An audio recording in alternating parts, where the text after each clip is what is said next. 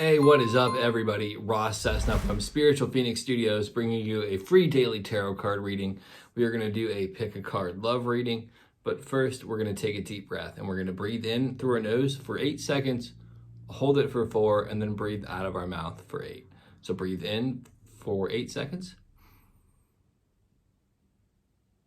hold it, breathe out for 8. And if you feel better, like this video and drop a comment. With that said, we're going to get into our stones. So we have the amethyst people pile for our amethyst. Look at that awesome point too, by the way. We have a pile for our carnelian people. And then we have a pile for our rainbow fluorite people. And this is a love reading, so it could be a person of interest. It could be your husband or wife. It could be anybody that fits that category. And with that said, we're going to get into the amethyst people first. Amethyst people, you literally have the Lovers card. This can be somewhat of a challenge at times because it's virtue over vice, and the virtue aspect of this in relationship is making sure that you're showing up at your best in your commitment, and then it's also working towards the ideal of what a relationship could be, or should be, I should say. So that's communication, compassion, a little bit of patience, taking action when needed, giving the other person space, knowing when to be there, all that balancing that we might overlook in terms of what a relationship is, and understanding that a lot of it is accommodating the other person, not so much getting ourselves accommodated. And that can be challenging at times. And with the holidays coming up and the whole stress of this year, it's just a reminder to maybe take the high road a little bit more than you normally would. And we're going to get into your oracle card. Balance comes up. And honestly, the Lovers card is all about balance in a big way. In terms of esoteric symbolism, this is masculine energy, this is feminine energy, or creative and passive forces, and them two coming together and going up to the more unified principle up there. This is also being able to balance your emotions with your logical mind, all of that stuff, right? So find the balance in that, where it might be coming into a more balanced point going forward. And then additionally, you have a Rumi card. I love these little Rumi oracle cards because they're little poems and there's a little nugget of spiritual wisdom in there for you. Fall into his hands and you'll weep like a cloud. Run from him and you'll freeze over like snow. Part of this is just saying go with where your feelings are. On a larger level, this is talking to believing in spirit, so trusting your intuition and faith, and going where you feel drawn to in a deeper way and not being held back by your fear. This is largely about surrendering to your feelings and opening your heart to the universe, God, whatever you need to call it, and letting him sort things out and inviting him into your relationship. And that's also kind of what the Lovers card is about too, is understanding that there's a larger plan to a lot of our connections. Sometimes it's not in alignment with what we think it should be, but generally when we surrender to the larger plan and get out of our own way, everything in our life improves. So if you're amethyst people, that was for you. Let me know if that resonates. We're going to go on to the carnelian people next. Carnelian people. Your first card is 8 of Swords in reverse. This is about freedom. So it might be time for a breakup, might be time for somebody new, or it just might be reaching a state of freedom in the relationship, right? Where some of the old things that have been limiting you are shedding away, and your horizons are opening up. There's this sense of liberation or emancipation that's entering into the connection. So sometimes it's the end of a relationship, sometimes it's the end of a barrier. It all depends on your individual circumstances. 8s are about change, swords are about the mind. This is really largely about a change of mind and a big shift, but it can apply to this situation in a lot of different ways. So let's see what else my carnelian people get. Rhythm. This is understanding the ebb and flow of relationships, right?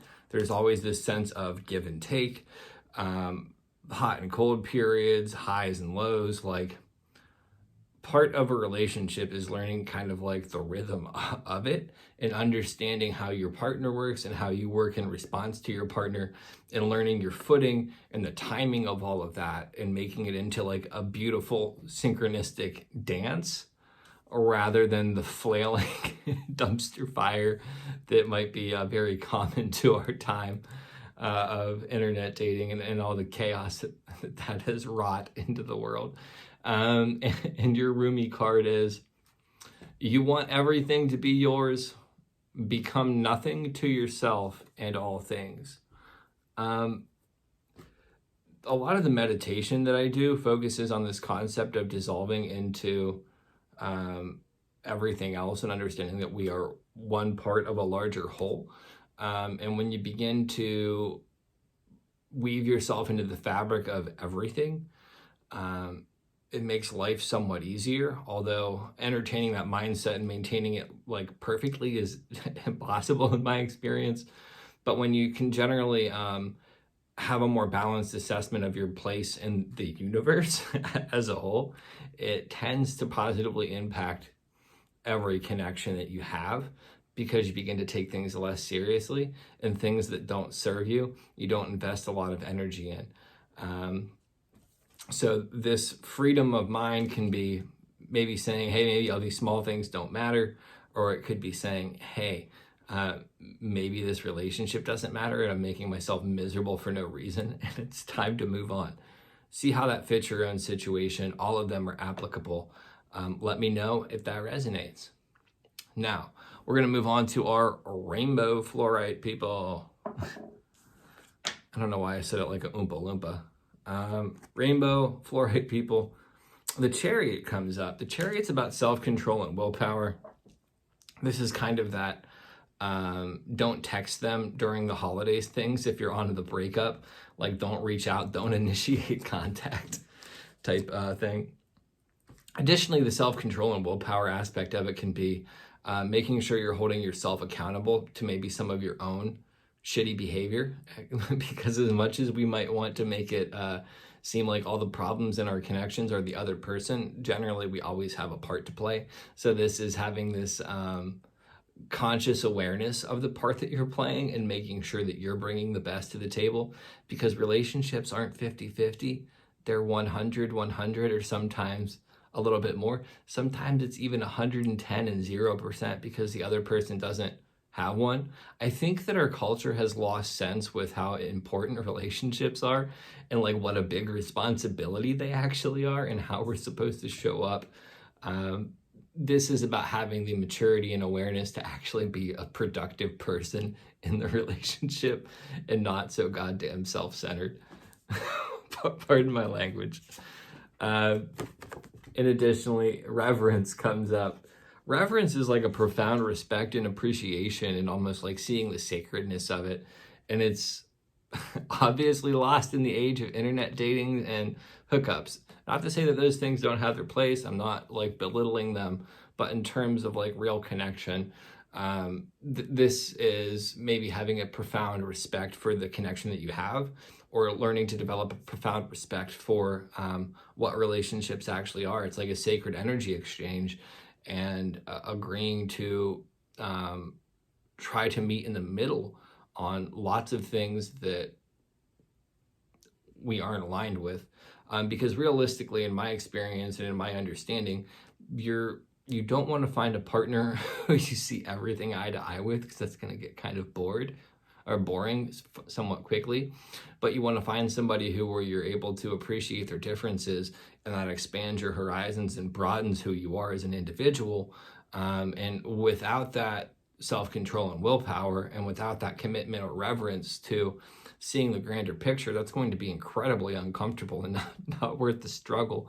Hence why we have such a high divorce rate in our culture. And this card is the Rumi card is dive into a boiling sea of passion, and all grief will run from you. When you truly commit to being the best person that you can be in all endeavors, and honestly trying to have awareness of yourself and to hold yourself to a higher standard than other people might, that passion begins to eradicate any of the troubles that you're facing, because you become more infatuated with this ideal than with succumbing to your own weakness. And when you begin to push your boundaries of who you are as a person and what you're capable of, and you begin to achieve those results, it tends to humble you, and it gives you a different experience. So this is a really enriching relationship. So amethyst people, you're all about finding the balance and surrendering in the coming period. Carnelian people, this is all about understanding the dance of everything and finding some freedom, but finding that freedom and letting go of your expectation of what the relationship should be, or even letting go of the relationship altogether. And then my rainbow fluorite people, this is a time to really dial in who you are, determine how you want to show up, and really respect what relationships are, and learn to hold yourself to that high standard so you can kind of dissolve any of the conflicts that you're facing, and not do so in a self-destructive way. Like, I'm not saying sacrifice yourself for the other person. I'm saying find somebody worthy of being the best version of yourself for, and actively work on that, not for them, but for you, because of the results that you get, and they get to reap the benefits of it. Anyhow, with all of that being said, thank you guys so much for checking this out. I'm going to draw one more card for everybody. This is a little bit of a sneak peek. It's a breakthrough. All of us are on a big precipice. This year has been a big catalyst for change in a lot of us. Not all change is good, but I think that a lot of us have been doing the inner work and using this time as time to get more clarity and insight. And I think that you're going to be really pleasantly surprised with the rewards of this in the coming weeks, months, and years, and how it impacts you and how you relate to other people. Sometimes isolation can help you figure out ways to connect on a deeper level. So don't discredit all of the time that you might have spent by yourself this year. Sometimes we need that to be reflective and nurture ourselves. So with all of that being said, thank you so much. Like this video. I do private readings if you're interested. There's a link somewhere. I'm sure you can find it. It's all under Spiritual Phoenix or Ross Cessna. Pretty easy to find, pretty clearly out there. And with that said, like, leave a comment, follow. Peace.